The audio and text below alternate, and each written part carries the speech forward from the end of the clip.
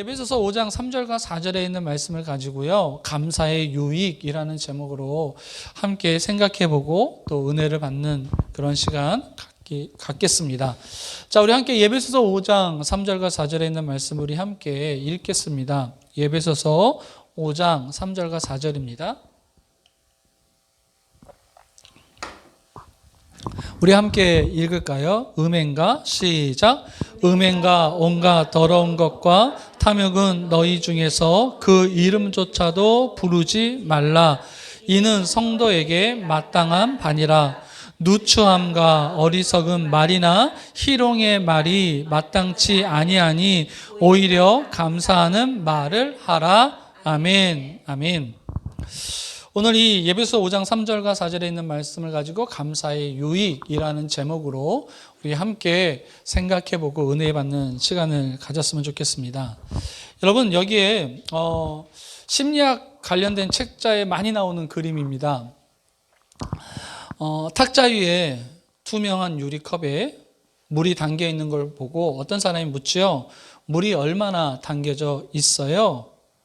어떤 사람은 컵에 물이 반밖에 없어요 라고 대답을 할 것이고, 또 다른 누군가는 컵에 물이 반씩이나 있어요 라고 대답을 하겠죠.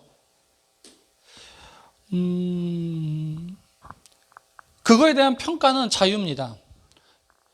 팩트를 보고 그것에 대해서 해석하는 것은 자유예요. 강요하지 않습니다. 그러나 내가 어떻게 평가를 하느냐에 따라서, 그 팩트를 보고 내가 어떻게 평가를 하느냐에 따라서 그 사람의 행동은 바뀌게 되죠.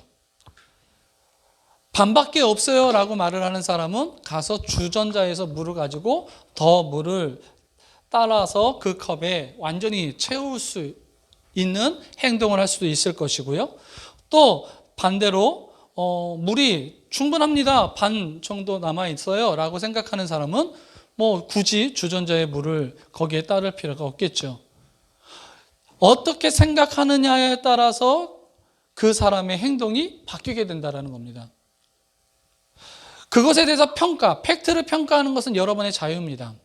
긍정적으로 평가를 하든 부정적으로 평가를 하든 그것은 여러분의 자유예요. 하지만 내가 어떤 것을 생각하느냐, 어떻게 평가하느냐에 따라서 그 결과는 달라지고, 그 결과가 달라짐으로 말미암아 어떤 사람은 좀 더 나은 삶을 살아가기도 하고, 어떤 사람은 더 좋지 못하는 삶을 살아가기도 하죠. 중요한 건 팩트가 아니라 그 팩트를 바라보는 사람의 시선에 따라서 사람의 인생은 달라지게 된다는 겁니다. 감사와 불평도 이와 마찬가지라고 저는 생각합니다. 감사와 불평, 어떤 것을 어떻게 내가 생각하느냐, 어떻게 평가하느냐 하는 것은 여러분의 자유입니다. 누구가 강요할 이유가 아닙니다. 그러나 중요한 것은 그 평가에 따라서 어떤 사람은 감옥에 감옥에 갇혀 있다라고 하더라도 그 속에서 자유를 느끼고 그 속에서 천국을 느낄 수 있을 거고, 또 어떤 사람은 정말 다른 사람들이 다 부러워하는 삶을 살아간다 할지라도 그 속에서 지옥 같은 삶, 죽음의 삶을 살아갈 수도 있겠죠. 저는 여기서 우리 모두가 감사하는 삶을 살았으면 좋겠습니다. 팩트를 바라보면서 감사의 평가를 내어서 우리의 삶이 천국 같은 삶, 나에게 유익이 되는 삶, 더 나은 삶을 살아가기를 저는 원합니다. 그래서 오늘 이 말씀을 통해서 진정한 감사라는 것에 대해서 우리 함께 생각해보고, 그리고 예배소서 5장 3절과 4절 또 빌립보서에 있는 말씀을 보면서 감사의 유익이 무엇일까, 감사하는 생각을 하게 되면 어떤 삶을 살아갈 수 있고 나에게 어떤 유익이 있을까, 이런 것들을 생각하는 그런 시간이 되었으면 좋겠습니다. 크리스천 연예인들이나 아니면 유명한 스포츠인들이 올림픽에서나 아니면 시상대에서 우승을 하고 하나님께 영광을 돌리는 그런 모습을 자주 보죠. 모든 영광을 하나님께 돌립니다. 저 그 말을 들을 때마다 목사로서 너무 뿌듯합니다. 제가 대상을 받은 것도 아니고 제가 금메달을 딴 것도 아니고 제가 승리를 한 것도 아니지만 그 말을 들으면 꼭 내가 승리한 것 같고 내가 이긴 것 같고 내가 대상을 받은 것 같은 어떤 뿌듯함이 저에게 찾아오죠. 그리고 감동도 받고요. 근데 여러분 한번 생각을 해보자고요. 여러분 우리가 한번 생각을 해보자고요. 하나님께 영광을 위해서 살아간다. 하나님의 영광을 위해서 산다. 이런 말 정말 많이 듣고 저 또한 많이 합니다. 그런데 신중하게 생각하다 보면 정말 인간이 하나님을 위해서 무엇을 할 수 있을까? 한번 생각을 해보자고요. 아니 목사님 우리 신령과 진정으로 하나님께 예배를 드릴 수도 있고요. 뭐 하나님의 기쁨이 될 수 있고 다양한 얘기를 할 수 있습니다. 그런데 여러분 생각해 보자고요. 하나님의 영광 위에서 살아간 유대인들은 하나님의 영광을 위하여 하나님을 기쁘시게 한다라는 명목하에 예수님을 십자가에 못 박아 죽였습니다. 맞죠? 그것만인가요? 스데반 집사를 죽인 이유가 하나님의 이름을 모욕했다. 목욕이 아니고 모욕했다. 라고 생각하면서 그를 돌로 죽였죠. 야고보를 죽이고 주님의 교회를 핍박한 이유가 하나님의 영광을 위하여, 하나님의 기쁨을 위하여 내 손에 피를 묻히는 것에 주저함이 없었던 자들이 바로 유대인들이었다라는 겁니다.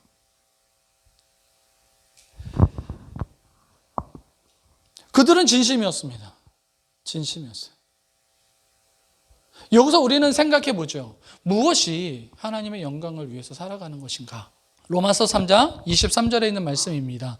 우리 한번 읽어볼까요? 모든 사람이 시작. 모든 사람이 죄를 범하였음에 하나님의 영광에 이르지 못하더니. 여러분 뭐라고 말했죠? 모든 사람이 하나님의 영광에 이를 수 있다 없다? 없다. 없다라는 거예요. 하나님의 영광을 이룰 수 있는 사람은 아무도 없다는 거예요. 왜? 모든 사람이 죄를 범하였기 때문에. 여러분 선이 남아있지 않습니다. 우리 인간에게는 선이 남아있지 않아요. 전적으로 타락한 존재예요. 전적으로 부패한 존재입니다. 여러분, 여러분의 한번 상상해 보세요. 정말 썩은 뭔가를 생각해 보세요. 너무 썩어서 냄새 나서 도저히 함께 하지 못하는 그런 것들을 한번 생각해 보세요. 더럽게 되고 다른 사람들의 코를 찌르는 전적으로 부패한 그게 바로 인간입니다. 그러니 썩은 것이 움직이면 움직일수록 어떻게 해요? 더 더럽혀지고 더 심한 냄새만 풍기죠. 우리 인간이 그래요. 인간이 내가 뭘 한다고 해서 유익이 찾아오지 않습니다. 오히려 반대로 내가 뭔가를 해서 다른 사람의 상처가 되죠. 인간은 스스로 하나님을 위해서 살아갈 수 없는 존재입니다. 죄로 썩어진 인간은 스스로 하나님의 영광 위해서 살아갈 수 없는 존재. 성경은 분명히 이야기하고 있다는 겁니다. 자, 그렇다면 여기서 한 가지 또 질문이 생기죠. 스스로 사람을 하나님께 영광을 돌릴 수 없다고 한다면 하나님께 영광을 돌릴 수 있는 방법은 과연 무엇이 있을까? 어떻게 하면 하나님의 영광을 위해서, 하나님의 기쁨을 위해서 살아갈 수 있을까? 그거에 대한 답은 빌립보서 2장 11절에 있는 말씀을 통해서 답을 찾고자 합니다.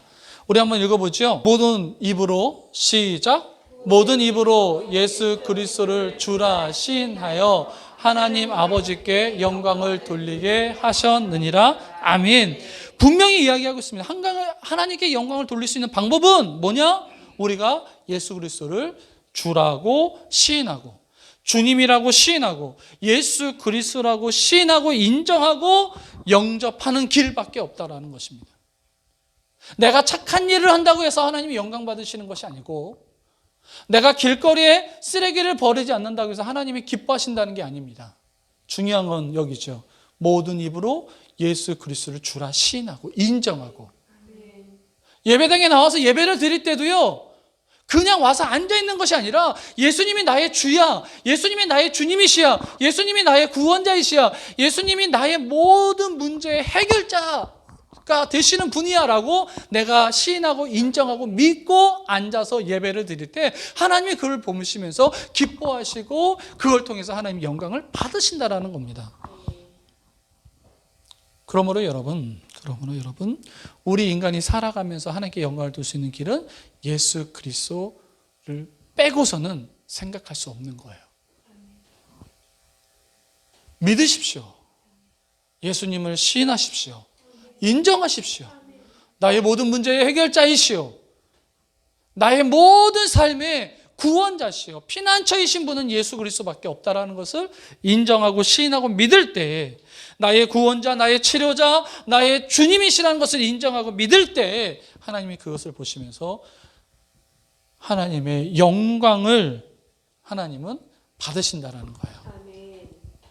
자, 그렇다면 하나님께 영광을 돌리는 자가 사용하는 도구는 뭘까요? 도구. 하나님의 영광을 돌리기 위해서 예수님을 나의 주라고 시인하는 자가 사용하는, 하나님의 영광을 위하여 사용하는 도구가 뭘까요? 그것이 바로 감사라는 거예요. 감사. 예수님이 사역을 하실 때 예루살렘을 향해서 길을 걸어가고 계셨죠. 그럴 때 사마리아와 갈릴리 국경을 지나가시다가 나병 환자 10명이 예수님께 찾아옵니다. 그래 얘기를 하죠. 나사렛 구주 예수시여, 우리를 불쌍히 여겨 주시옵소서. 당시 문둥병, 피부병으로 있어서, 악성 피부병으로 인해서 사람들에게 따돌림 당하고 소외받았던 문둥병 그룹들이에요. 10명. 예수님은 그들에게 얘기하죠. 가서 제사장에게 너의 몸을 보여라. 여러분, 그들은 예수님을 믿었어요, 안 믿었어요? 믿었죠.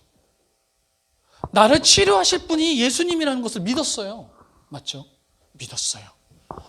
그리고 놀랍게도 순종합니다.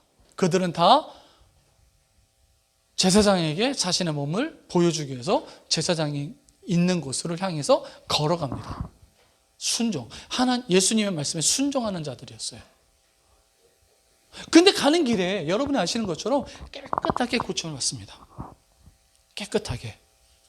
여러분, 우리가 안수기도를 받았거나 아니면 말씀이 선포되어질 때 그 자리에서 즉시 일어나지 않는 것은 다 하나님의 역사를 안 하신다라고 생각하면 안 됩니다. 왜냐하면 오늘 예수님께서 문둥병을 고칠 때 시간차를 두시고 고치셨잖아요.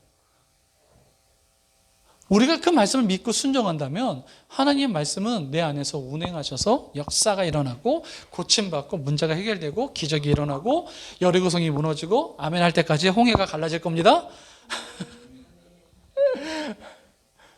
갈라져요. 홍해 갈라지고요. 여리고성 무너져요. 그 말씀을 믿고 지금은 안 무너지고 지금은 홍해가 안 갈라진다고 보여질지라도 분명히 하나님의 말씀은 이루어집니다. 놀랍게도요.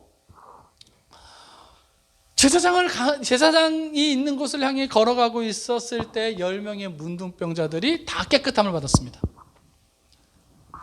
그런데 여러분이 아시는 것처럼 단 한 사람만이 예수님께 와서 하나님께 영광을 돌리며 예수님께 감사한 사람이 한 사람이 있었죠. 그게 사마리아 사람입니다. 이것을 본 예수님께서 과연 무슨 말씀을 하셨는지 성경은 이렇게 말하고 있습니다. 한번 읽어볼까요? 누가복음 17장 18절. 우리 한번 읽어보죠. 시작. 이 이방인 외에는 하나님께 영광을 돌리러 돌아온 자가 없느냐 하시고 아멘. 여러분, 지금 예수님께서 뭐라고 했어요? 자신의 발 아래에 엎드려서 감사하고 있는 이 사마리아 사람을 보면서 하나님께 영광을 돌리러 온 사람이라고 평가를 하시는 겁니다. 감사하는 삶, 감사를 입으로 시인한 사람을 향해서 예수님께서 하나님께 영광을 돌리는 것이라고 예수님은 그렇게 인정하셨다라는 거죠. 여러분, 우리가 예수를 믿는다고 해서 또 순종하는 모습으로 살아간다고 해서 하나님께 영광을 돌리는 게 아닙니다. 하나님께 영광을 돌리는 건 믿었다고 해서 순종했다고 해서가 아니라 내 입에서 그 하나님께 고침받은 것에 대한 감사, 치유받은 것에 대한 감사, 하나님께서 역사하실 것에 대한 감사, 문제를 해결하실 것에 대한 감사, 그 감사를 우리의 입으로 선포할 때, 선언할 때 하나님은 그것을 영광으로, 네가 나에게 영광을 돌리는구나, 네가 나에게 영광을 돌리는구나 라고 받으신다는 거죠. 자, 그러면 오늘 말씀의 제목대로 감사의 유익에 대해서 이야기해 보죠. 여러분, 감사의 유익이 많습니다. 적지 않아요. 많아요. 여러분, 이 전기, 이 에너지가 있잖아요. 에디슨이 발견을 했잖아요. 그렇죠? 만들어낸 게 아니에요. 이 전기 에너지는 하나님이 세상을 창조할 때부터 있었어요. 맞죠? 그것을 이용해서 우리의 삶에 윤택해진 것은 에디슨을 통해서 일어난 거잖아요. 그것을 발견하고 그것을 이용하고 그 법칙을 내가 유익을 위하여 사용할 때 놀라운 일들이 벌어지는 거잖아요. 제가 지금 그 말씀 드리는 거예요. 영적인 원리도 마찬가지예요. 감사하면 좋은 일이 일어나는 거 세상 사람이 다 아는 거예요. 왜? 그건 법칙이기 때문에. 여러분, 또 이런 거 있잖아요. 말하는 대로 돼요, 안 돼요? 돼요. 이게 예수를 믿는 사람, 성도들만의 이야기가 아니라 모든 사람들의 다 같은 이야기예요. 그래서 말한 대로 된다, 말한 대로 듣는 대로 된다. 이거는 세상에 있는 사람들조차도 얘기하는 거예요. 그런데 문제는 뭔지 아세요? 세상 사람들이 오히려 성도들보다, 하나님의 백성보다 더 많이 이것을 지키려고 하고 더 많이 감사하려고 한다는 거예요. 그래서 그 감사의 유익을 자기네들이 누리는 거죠. 기업이나 그리고 많은 어떤 조직에서 이런 얘기 정말 많이 하면서 감사하십시오. 감사하면 놀라운 일이 벌어집니다. 여러분, 감사 일기를 쓰는 게 기독교인들만 일기 쓰는 게 아닙니다. 세상 사람들도 감사 일기를 써가요. 왜? 감사의 유익이 있다는 걸 그들은 알기 때문에. 오히려 성도들이 그것을 이용하지 못해요. 오히려 성도들이 감사하지 못해요. 제가 이렇게 목회를 하다 보면 이건 내가 할 수 없는 일이야. 내 감사는 도저히 할 수 없을 것 같아. 아주 어떻게 어렵다라고 생각을 하고 아예 손을 놔버리죠. 그런데 안타까운 건 그러다 보니까 감사의 유익을 교회 다니는 성도들은 누리지 못하고 세상 사람들은 누린다는 거예요. 그게 너무 가슴 아파요. 여러분, 하나님이 세상을 만드신 원리는 모든 사람이 행복하기 위해서 만드셨어요. 난 할 수 없어? 아니요. 하나님이 행복하기 위해서 우리에게 감사하라고 말씀하신 거예요. 감사의 유익을 누리기 위해서 살아가라고 하나님께서는 그렇게 말씀하신 거예요. 그러므로 우리는 어떻게 해야 될까요? 감사해야 되죠, 당연히. 감사하면서 살아가야 되죠. 자, 그러면 감사의 유익이 많다라고 말씀드렸어요. 정말 많습니다. 정말 많아요. 그런데 빌립보서 4장의 말씀을 중심으로 도대체 감사하면 어떤 일이 벌어지는지, 빌립보서 4장에서는 도대체 무슨 말을 하는지 우리 함께 생각을 해보자고요. 빌립보서 4장 6절에 있는 말씀 한번 읽어볼까요? 4장 6절 시작. 아무것도 염려하지 말고 다만 모든 일에 기도와 간구로 너희 구할 것을 감사함으로 하나님께 아뢰라. 아멘. 염려하지 말아라 라고 말을 해요. 그렇죠? 염려하지 말아라. 이것은 그냥 생각 없이 살아가라라는 게 아니죠. 아무것도 생각하지 말고 살아가라는 것이 아니에요. 막 살아가라 이것이 아닙니다. 염려할 수 있어요. 염려는 죄가 아니거든요. 성경의 말씀 보죠. 베드로전서 5장 7절 읽어보죠. 시작. 너희가 염려를 다 주께 맡기라. 이는 그가 너희를 돌보심이니라. 아멘. 뭐라고요? 염려를 할 수 있다라는 거예요. 너 염려할 수 있어. 근데 뭐가 죄예요? 염려를 네가 가지고 있는 게 죄라는 거예요. 여러분, 염려할 수 있어요. 아니, 정확히 말하면 우리가 무엇 때문에 염려하는지를 정확히 알아야 됩니다. 정확히 봐야 돼요. 내 염려가 뭔지, 돈 때문인지, 사람 때문인지, 내 질병 때문인지 그거에 대해서 정확히 알아야 돼요. 염려하는 것은 죄가 아니에요. 뭐가 죄예요? 그 염려를 하고 나서 그것을 내가 가지고 있는 게 죄예요. 주님께 맡기라고 했잖아요. 주님께 맡겨야 돼요. 근데 맡기지 않고 내가 그 염려를 또 안고 살아간다면 그것이 하나님 앞에서는 죄라는 거야.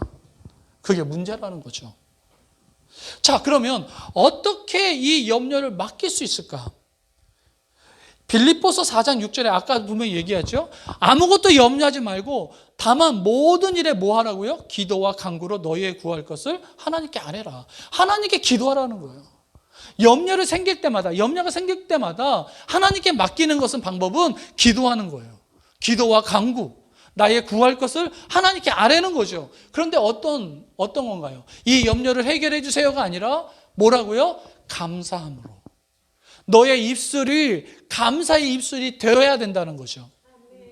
여러분, 염려할 때 여러분 어떠세요? 저는 원망을 정말 많이 해요.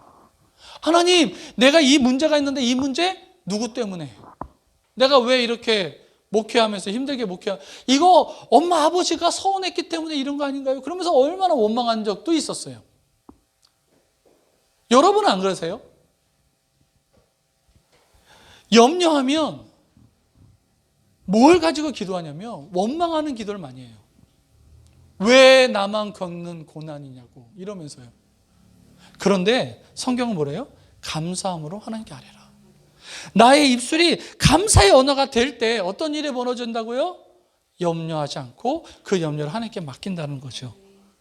그리고 7절에 하나님의 평강이 우리에게 찾아와요. 뭐 할 때? 감사의 언어로 하나님께 아뢰할 때. 감사의 언어로 하나님께 기도할 때. 나의 염려를 하나님께 감사의 언어로 말할 때 나의 염려는 사라지고요. 그 염려가 사라지고 오히려 평강이 나에게 임한다는 거예요. 저는 간절히 소망합니다. 저도 염려 많이 합니다. 어떻게 될까? 어떻게 살아가야 될까? 내가 지금 뭐를 해야 될까? 당연히 저도 사람이기 때문에 염려와 걱정이 많이 되죠. 그래서 기도하는 거예요. 그래서 간구하는 거예요. 그리고 나의 입술이 감사함으로 채우는 거예요. 감사함으로. 여러분, 감사하는 입술로 살아가야 될 줄 믿습니다. 염려가 생기는 것만큼 감사하십시오.